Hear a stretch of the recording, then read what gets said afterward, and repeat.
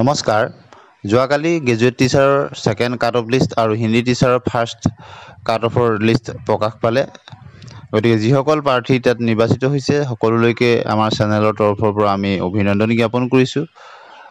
গতিকে বহুতেই সুধিছে যে হিন্দী টিচাৰৰ ক্ষেত্ৰত ছেকেণ্ড লিষ্ট আহিবনে নাহিব প্ৰথমতে ভেৰিফিকেশ্যন হোৱাৰ পিছত সকলোখিনি কথা গম পোৱা যাব বা গ্ৰেজুৱেট টিচাৰ আকৌ থাৰ্ড লিষ্ট আহিবনে নাহে কিন্তু এই ক্ষেত্ৰত যোৱাকালি শিক্ষামন্ত্ৰী মহোদয়ে তেখেতে এটা মন্তব্য কৰিছিলে আপোনালোকে নিশ্চয় শুনিছে যে প্ৰায়খিনি লিষ্ট এই ছেকেণ্ড প্ৰকাশ পোৱাৰ পিছত প্ৰায়খিনি পদ পূৰণ হৈ যাব বুলি তেখেতে কৈছে গতিকে এতিয়া আমি আলোচনা কৰিম 5550টা পদৰ প্ৰথমখন প্ৰভিজনেল মেৰিট লিষ্ট কেতিয়ালৈ প্ৰকাশ পোৱাৰ সম্ভাৱনা আছে আৰু 4500ৰ কাৰণে ভেৰিফিকেশ্যন কেতিয়াকৈ হ'ব গতিকে এই সকলোখিনি কথা ভিডিঅ'ত আমি আলোচনা কৰিম আপোনালোকে স্কিপ নকৰাকৈ শেষলৈকে চাব প্ৰথমতে আমি আলোচনা কৰিম 5550টা পদৰ যি প্ৰভিজনেল মেৰিট লিষ্ট কেতিয়ালৈ প্ৰকাশ পোৱাৰ সম্ভাৱনা আছে গতিকে আপোনালোকে যদি চাই সকলোখিনি প্ৰচেছ শেষ হোৱাৰ প্ৰায় 15 দিনমান সময় লাগে সেই হিচাপত যদি আপোনালোকে চাই জুলাই শেষৰ ফালে অথবা আগষ্টৰ প্ৰথমতেই 10 তাৰিখৰ আগতে প্ৰকাশ পোৱাৰ পূৰ্ণ সম্ভাৱনা আছে আৰু 5500 পদৰ ক্ষেত্ৰত এই গ্ৰেজুৱেট টিচাৰ লিষ্টবিলাক বা হিন্দী টিচাৰ লিষ্টৰ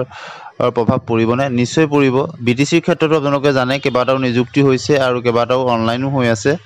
গতিকে কণ্টেক্সুৱেল টিচাৰৰ ৰেগুলাৰাইজেশ্যনকে আদি কৰি আৰু এলপি ক্ষেত্ৰত বিএড সকলো আবেদন কৰিব পৰা নাই এই সকলোখিনি চাই আশা কৰা হৈছে যে পূৰ্বৰ তুলনাত কিছু হ'লেও কাট অফ কেটেগৰী অনুযায়ী ডিষ্ট্ৰিক্ট অনুযায়ী কম হ'ব বুলি আশা কৰা হৈছে আৰু আপোনালোকে ডিষ্ট্ৰিক্ট ৱাইজ যদি কাট অফৰ তালিকা বিচাৰে তেতিয়াহ'লে আমি পৰৱৰ্তী সময়ত আপোনালোকলৈ আগবঢ়াম কিন্তু এটা কথা নিশ্চিত যে বহুখিনি কাৰকে এবাৰ প্ৰভাৱ বিস্তাৰ কৰিব যাৰ ফলত কিছু হ'লেও পইণ্টত হ'লেও যোৱাবাৰ তুলনাত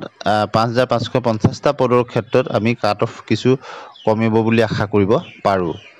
আৰু এতিয়া আহিছোঁ 4500 পদৰ ক্ষেত্ৰত 4500 পদৰ ক্ষেত্ৰত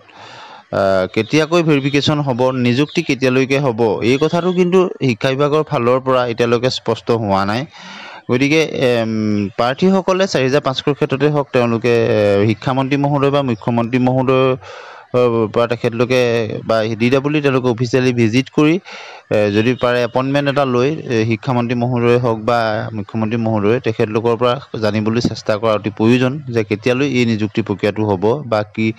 ধৰণৰ হ'ব 5550টা পদৰ ক্ষেত্ৰতো এই ইনিচিয়েটিভটো তেওঁলোকে প্ৰাৰ্থীসকলে লৈছিল গতিকে আমিও প্ৰচেষ্টা চলাই আছোঁ যে এই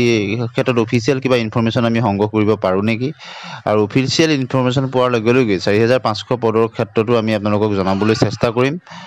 গতিকে আজিৰ ভিডিঅ'টোত এইখিনি কথাকে আপোনালোকক আগবঢ়ালোঁ ভিডিঅ'টো শেষলৈকে চোৱাৰ কাৰণে ধন্যবাদ